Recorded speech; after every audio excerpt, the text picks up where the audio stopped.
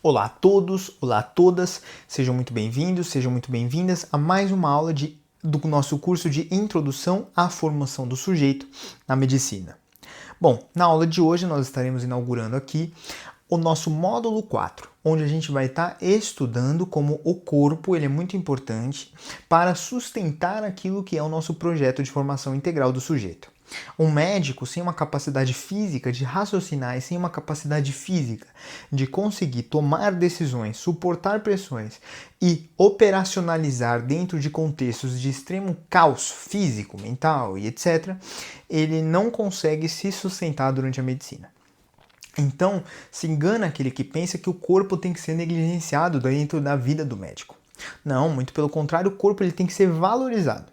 O corpo, é claro, não tem que ser valorizado como um panorama estético, você não precisa se entupir de recursos ergogênicos ou você não precisa simplesmente pegar e se transformar no bodybuilder, fisiculturista, maratonista, etc. para que você seja um médico eficiente.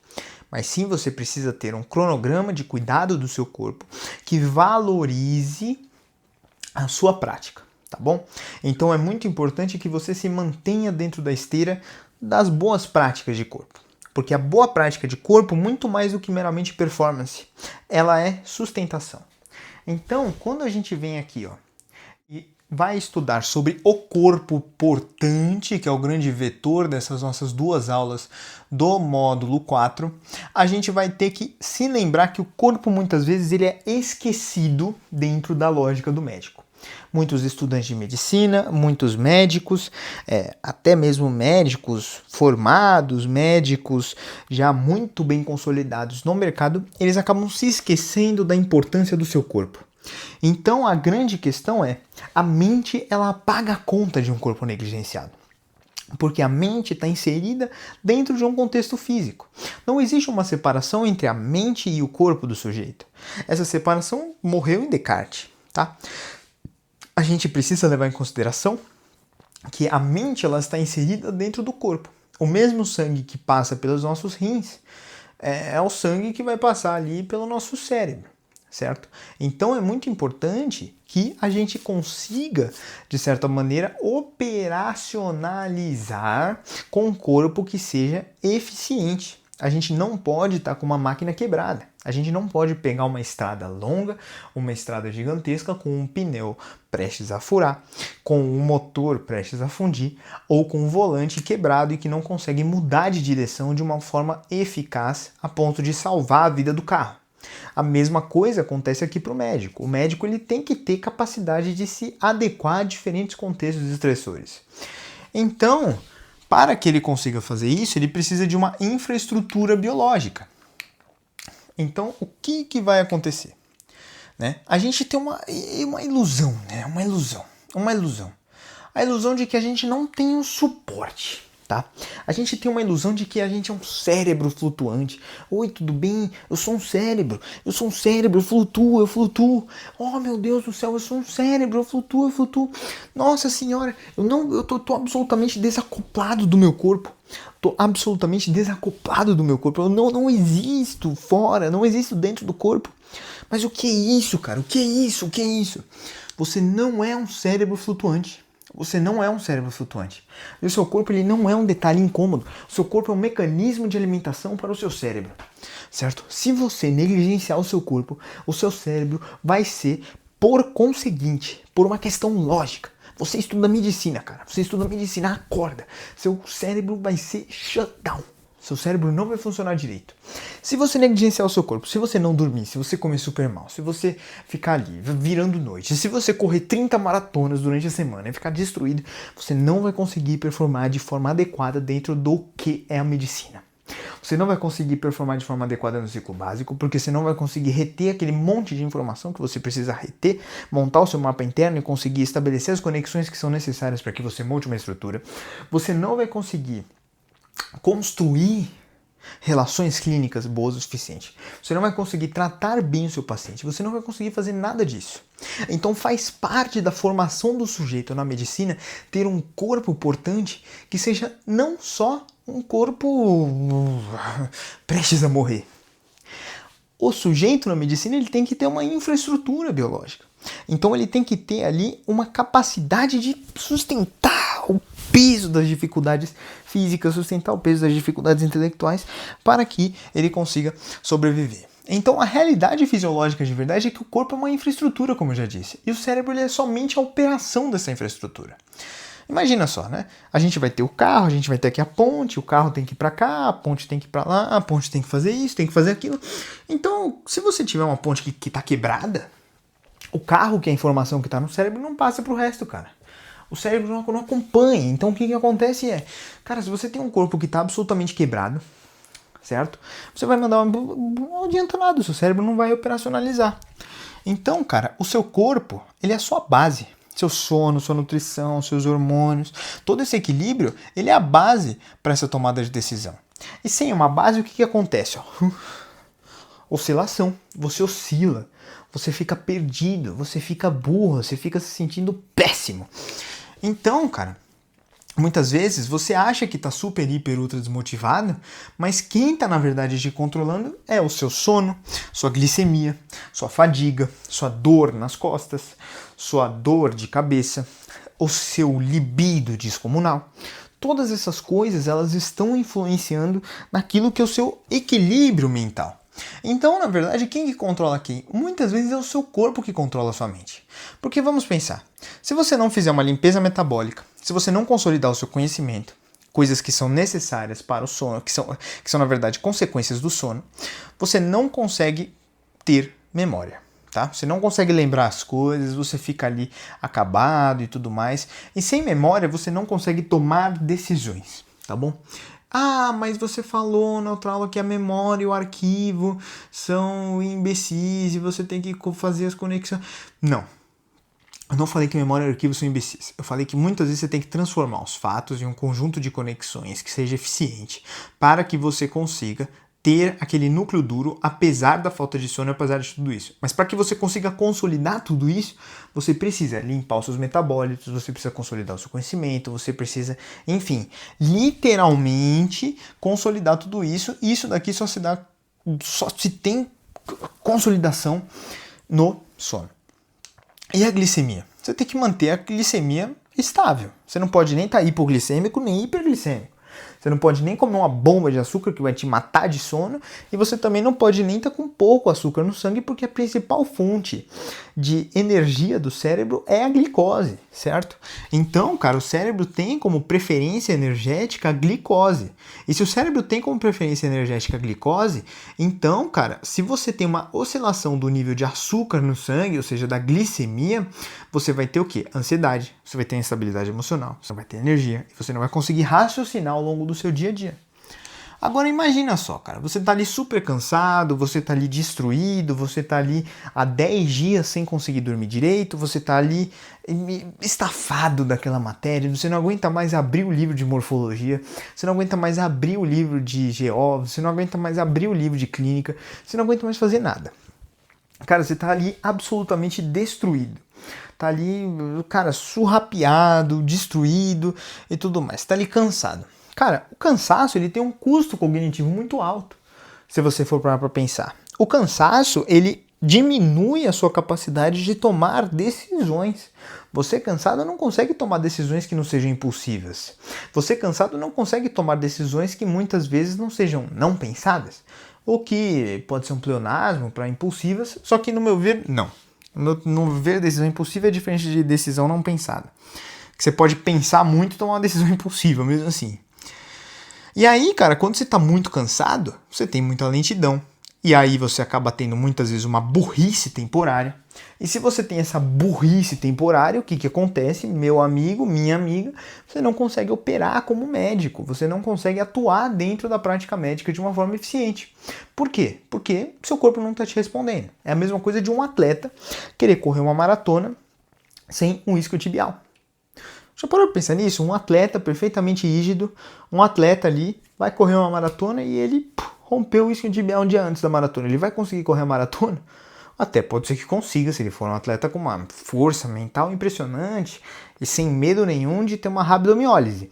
Mas o que acontece é que ele não vai ter o mesmo... Se ele conseguir terminar a maratona, ele não vai conseguir fazer nem num terço, nem 3 vezes o tempo que ele faria se ele estivesse fazendo normal. A mesma coisa acontece aqui. Se você estiver super, ultra, hiper cansado, você não consegue responder às grandes maratonas cognitivas que você está sendo submetido. E se você não consegue se submeter às grandes maratonas cognitivas a que você está sendo submetido, você não consegue agir de forma eficiente dentro da medicina. Então, cara, a gente tem uma grande mentira cultural aqui, que ela é um pouco... Hoje em dia está diminuindo bastante. Hoje em dia eu não vou ser hipócrita, não vou mentir, não vou ser excessivamente crítico e vou dizer que ainda existe isso. Talvez já tenha diminuído de uma forma substancial. Mas assim, ainda existe uma certa ideia de que, pô, vou dormir quando todo mundo morrer. Entendeu? Dormirei quando morrer, vou estudar enquanto que eles dormem, vou ficar até mais tarde, vou ser um hustler, vou conseguir vencer aqui, porque eu sou o máximo, eu sou o ferradão. Certinho? Só que a grande questão é o seguinte, é que existe uma verdade fisiológica que quebra essa lógica dessa mentira cultural. Qual que é essa verdade fisiológica? Cara, é que o sacrifício contínuo do sono, você ficar diminuindo horas de sono todos os dias, você diminuir 2 horas, dormir 3 horas por noite durante 3, 4, 5, 6, 7 semanas, passar o dia virado, ir pro intermédio, ficar maluco, não sei o que lá, virar, não sei o que, tentar estudar pra prova, ficar maluco, tudo isso daqui, esse tempo extra que você acha que você está gerando para sua vida porque você está supostamente perdendo para o sono, cara, isso aqui já é um déficit crônico. Porque o sono, na verdade, dentro do seu corpo é como se você fosse respirar, tá bom? Ele é, de certa maneira, voluntário, existe um limite que você acaba colapsando se você não fizer. E a grande questão é que, cara, ele é uma necessidade natural do nosso corpo. A gente não deveria ter escolha sobre quando ou não dormir. Como se dormir fosse uma moeda de troca. Você deixa de respirar para ganhar alguns segundos de vida? Não, você não deixa de respirar para ganhar alguns segundos de vida. Assim como você não deveria deixar de dormir para ganhar algumas horas, porque dormir é necessário para que você se mantenha vivo durante mais tempo. Então, é melhor você ganhar 20 horas por semana ou você ganhar 20 anos de vida a mais porque você evitou o infarto do miocárdio, porque você conseguiu se formar direito na coisa que você queria fazer, você conseguiu realmente colocar os seus pacientes sobre os melhores cuidados possíveis, sobre os mais auspiciosos cuidados que eles poderiam ter, porque você está bem descansado, você está com rapidez de raciocínio, você consegue ir lá e fazer decisões rápidas, eficientes e assertivas. Então, cara, a grande questão é a seguinte, é que existe uma certa matemática burra aqui que as pessoas fazem. Elas trocam eficiência por volume. Então eu prefiro fazer mais, porque eu acredito que eu vou conseguir render mais. Não, cara, você precisa, na verdade, criar um sistema de máxima eficiência. Em que situação que eu consigo fazer aquele meu mínimo que eu coloquei ali, meu mínimo real?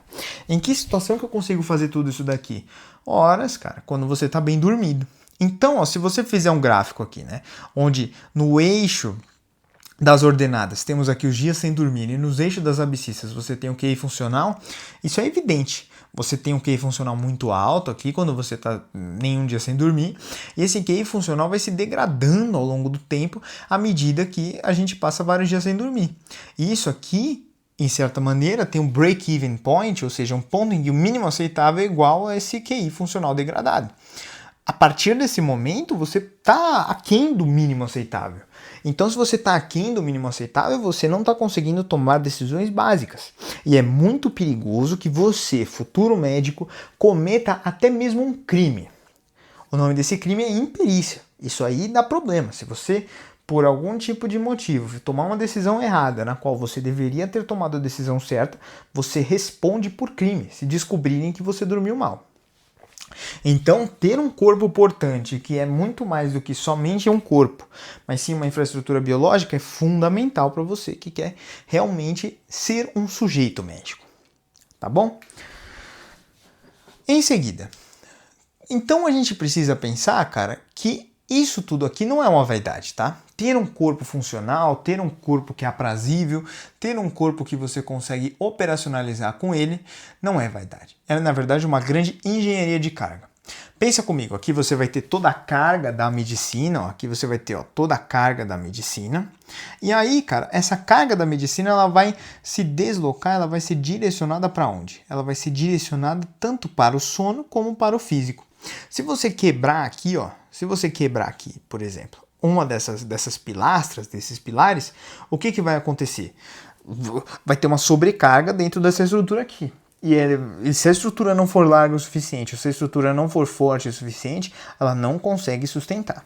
Então, se você não respeitar o seu sono, o ritmo circadiano, se você não respeitar o físico e nutrição, você vai compensar com a outra coisa. Então, você vai ter que dormir mais, vai ter que fazer mais, ou às vezes nem vai dar certo. A mesma coisa com físico e nutrição. Não adianta nada você pegar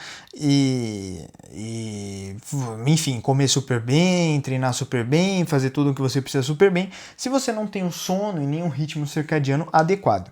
Até porque existe um certo problema de endogeneidade aqui, né, entre o sono e a atividade física. O que é um problema de endogeneidade? É uma variável que afeta a outra.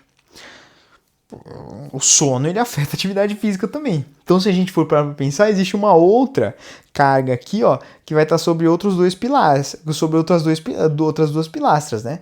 Que é a carga exercício físico e saúde física. Uma delas vai estar o sono aqui e outra delas vai estar, sei lá, equilíbrio mental ou qualquer outra coisa do gênero que ajuda a gente. Nutrição. Nutrição é bem melhor do que equilíbrio mental.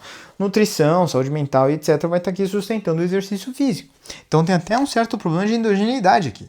Então a carga da medicina, ela fica praticamente direcionada e sendo sustentada tanto pelo sono como pelo físico.